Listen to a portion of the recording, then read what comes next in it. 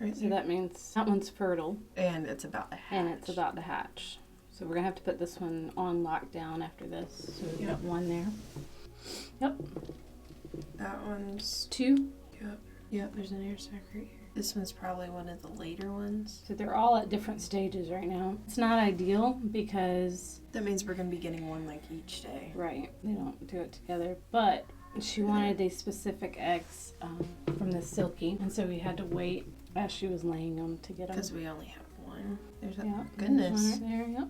Now, if you were to candle these eggs earlier, which she did, but we didn't get on video, what you would start out seeing to know that they are fertile is a lot of blood veins. A lot of blood vessels. Looks like we're going to get a pretty good batch. Yeah, they're all fertile.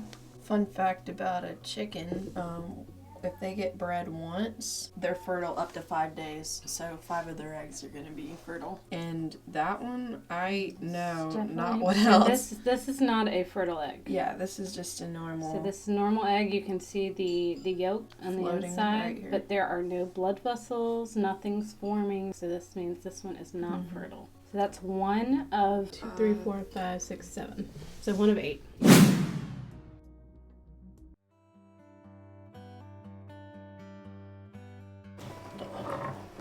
So you usually put 2 tablespoons of water in the bottom of the incubator, and this is to help. This is supposed to help with the humidity inside, and it also helps like the outside of the egg, so it doesn't like completely dry out and stuff. So this really holds the egg in place, right here. Just so they're not rolling around. Yeah. And some incubators you can have, like, they rotate them for you, but this one you just do manually. So you rotate them how many times? You do it once a day. I usually do it in the morning before I do all my goat chores and stuff.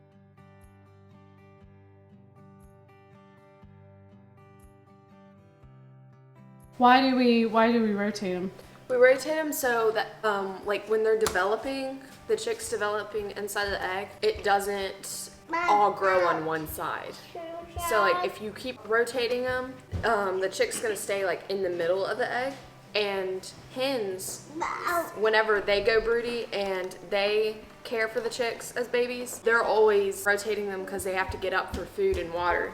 Once or twice a day. Yeah, but since this is in a firm foundation area that it's not going to be moving at all, you're going to have to manually rotate them. And later when these are hatching, which should be in the next 3 days, our first one's supposed to be hatching, we're going to be discussing with you the process of how these chicks hatch. So I'm going to be taking this egg tray out because when the chicks are hatching, and since we're about to put these eggs on lockdown, they can't be on that tray because they're going to be super cramped in with all the other eggs, and the chicks need room to hatch. So I'm just going to kind of spread these out a little bit. And what happens is they actually get, on the last 3 days, put them in on lockdown because they kind of get in the right position to be able to pip out. So what happens, Brooke, when they pip? So when they pip, well, first with the position of the egg, the chick needs to be on the end with the air sac.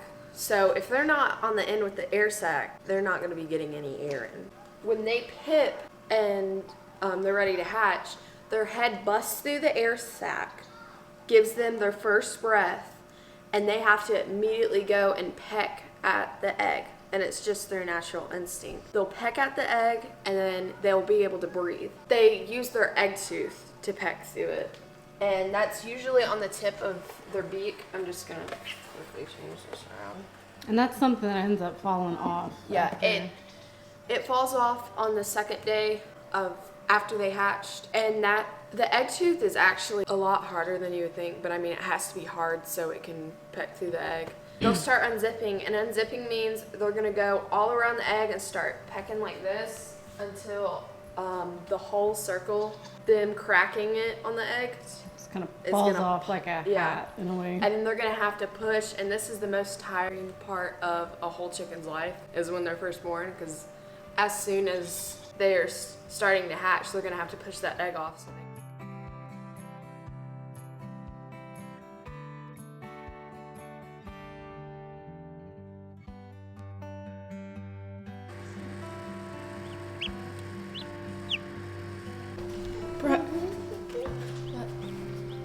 gosh, look.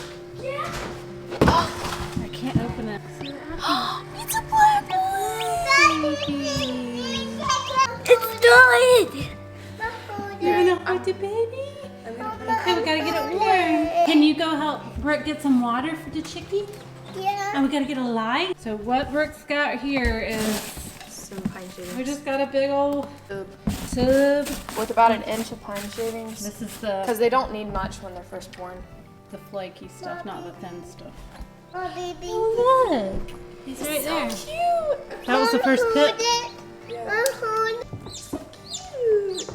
Oh my. How do you think, JoJo? Crazy to think that that can be made in 21 days. So when your chicks are hatching and they've already come out, you're gonna wait to help them out and put them in your brooder until their umbilical cord is no longer attached to them. And the reason why you need to wait for the umbilical cord to completely fall off is to make sure that there's no other extra blood in the umbilical cord that needs to come in the chick. So usually you would wait a good hour or so, then you can check the umbilical cord. If it's not connected to the egg anymore, then you're gonna be good and safe to put your chick in there. Now with this one, after she came out of the egg, the umbilical cord was gone and taken off the egg, already dried up. So that broke and she's just walling around in here. She literally just hatched and her umbilical cord has already dried up. So I think it's time for her to come out. And we're gonna have JoJo here helping me take the chickie out. Okay, so what we do though first is we make sure we have our tub ready. Pine shavings in here and a lamp. We usually just hook that. Of course, you want to be super careful with these lamps. Make sure that there's no fray in the cord and it's not sitting there like heating up the plastic because it will burn. But this is where we're gonna put ours right now. Joanna, you want to get the chickie out?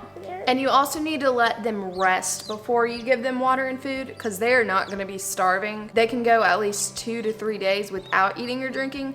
You normally wanna do it on the first day or the second day just so they can go ahead and get used to it. And we'll show you how you can train them to eat and drink because a mama naturally shows the chicks how to do that. So we're gonna go in and get the little chickie. Put her down in there. And we're gonna put them down here.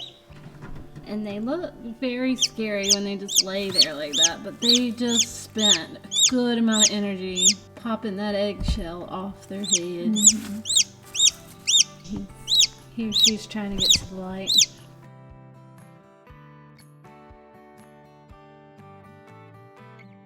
Oh, it's a black one.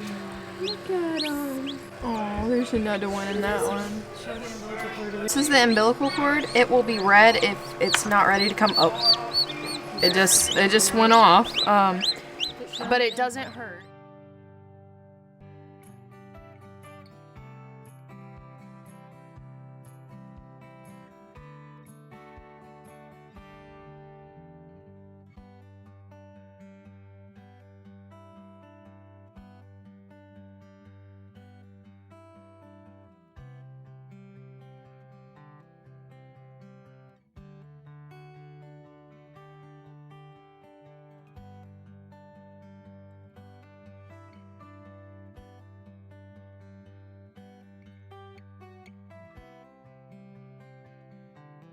He's stuck with his feet up in there.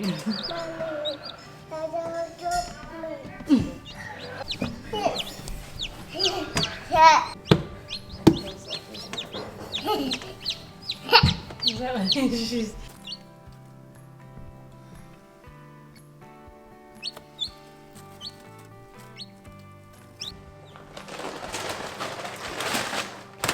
And just a shout out, we get Purina chick food.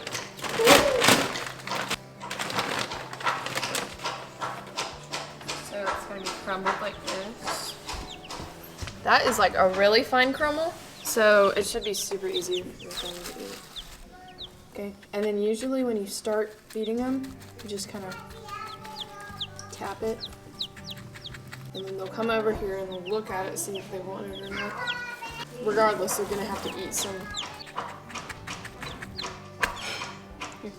And you can put it on your finger too. Is it yummy?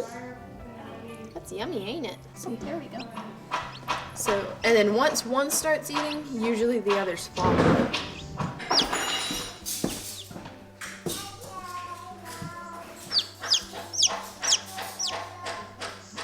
here we go.